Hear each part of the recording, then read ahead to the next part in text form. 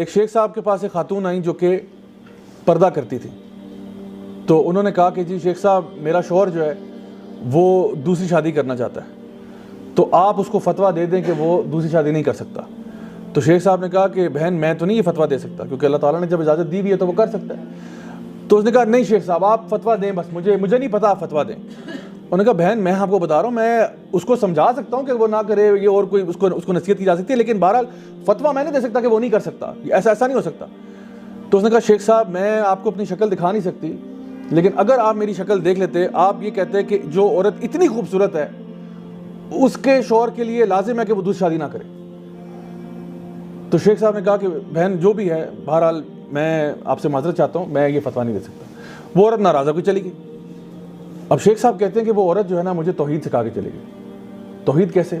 کہتے ہیں اللہ تعالیٰ نے اس عورت کو دنیا کا جو حسن دیا ہوا ہے اس حسن میں سے 0.000000001% حسن دیا ہے, اور اس حسن کی بنا پر وہ یہ سمجھتی ہے کہ میرا شوہر دوسری نہیں کر سکتا, میرے ساتھ کسی کو شریک نہیں کر سکتا. تو اللہ تعالیٰ جو تمام حسن کا مالک ہے وہ کیسے برداشت کرے کہ اس کے ساتھ کسی کو شریک کیا جا رہا ہے.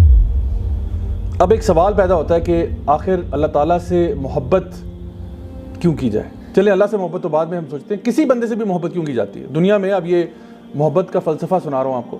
آپ جو بھی کوالٹی سوچ سکتے ہیں نا کسی بندے سے محبت کرنے کی, جان لیں کہ اللہ تعالیٰ میں وہ زیادہ ہے. اگر آپ کسی سے محبت اس لیے کرتے ہیں کہ وہ خوبصورت ہے تو ان اللہ جمیل و یحب الجمال, اللہ تعالیٰ خوبصورت ہے اور خوبصورت چیزوں کو پسند کرتا ہے. بلکہ اللہ تعالیٰ تو خوبصورتی کا پیدا کرنے والا ہے. اللہ سبحانہ وتعالیٰ المصور ہے, یعنی دنیا میں جو خوبصورتی اور رنگ بکھیرے ہیں وہ اللہ نے بکھیرے, پوری کائنات میں جو رنگ بکھیرے ہیں وہ اللہ نے بکھیرے, اور اللہ خود خوبصورت ہے. اور آپ کو پتہ ہے کہ جنت میں جب لوگ جائیں گے نا تو وہ اللہ تعالیٰ کا دیدار کریں گے, اور پھر اس دیدار کے بعد اس سے زیادہ کوئی چیز بھی ان کو محبوب نہیں ہوگی کہ انہوں نے اپنے رب کو دیکھ لیا. اور جب وہ اپنے رب کو دیکھیں گے وہ اور خوبصورت ہو جائیں گے, وہ بھی اور ان کے گھر والے بھی. تو اگر آپ کسی سے اس لیے محبت کرتے ہیں کہ وہ خوبصورت ہے تو اللہ سے زیادہ خوبصورت تو نہیں. اللہ تو خوبصورتی کا پیدا کرنے والا ہے, اور جس سے آپ محبت کرتے ہیں خوبصورتی کی وجہ سے, اس کی خوبصورتی کہاں سے آئی ہے؟ بازار سے لی ہے اس نے, وہ اللہ کی طرف سے آئی ہے. تو سوچے پھر اللہ خود کیسا ہوگا. اگر آپ کسی سے محبت اس لیے کرتے ہیں کہ بڑا کوئی نرم دل ہے, تو اللہ تو الرحمن ہے, الرحیم ہے, الغفور ہے, الغفار ہے, سب سے زیادہ رحم کرنے والا اللہ ہے. اللہ تعالیٰ کی رحمت کے نا 100 حصے ہیں. اللہ تعالیٰ نے صرف ایک حصہ پوری کائنات کو دیا ہوا ہے اور 99 حصے اپنے پاس رکھے ہوئے ہیں. اگر ایک ماں اپنے بچے سے پیار کرتی ہے نا تو وہ اس 1% کا 0.0000001% ہوگا, کیونکہ 1% پوری کائنات میں بکھرا ہوا ہے.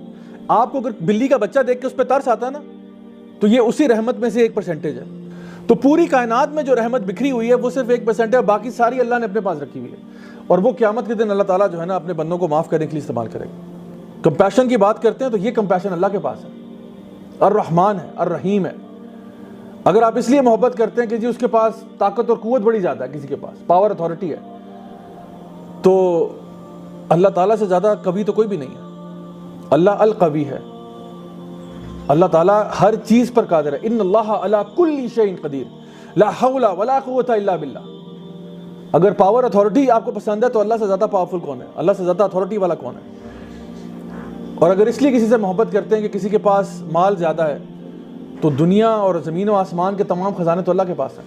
دینے والا اللہ, بنائے آپ کو اللہ, پوری کائنات کو ڈیزائن اللہ کرے, آپ کے پاس جو نعمت ہے وہ اللہ کی طرف سے ہے, اور پھر انسان اللہ کو چھوڑ کے غیر اللہ کی طرف چلا جائے, اللہ تعالیٰ کیسے برداشت کرے گا؟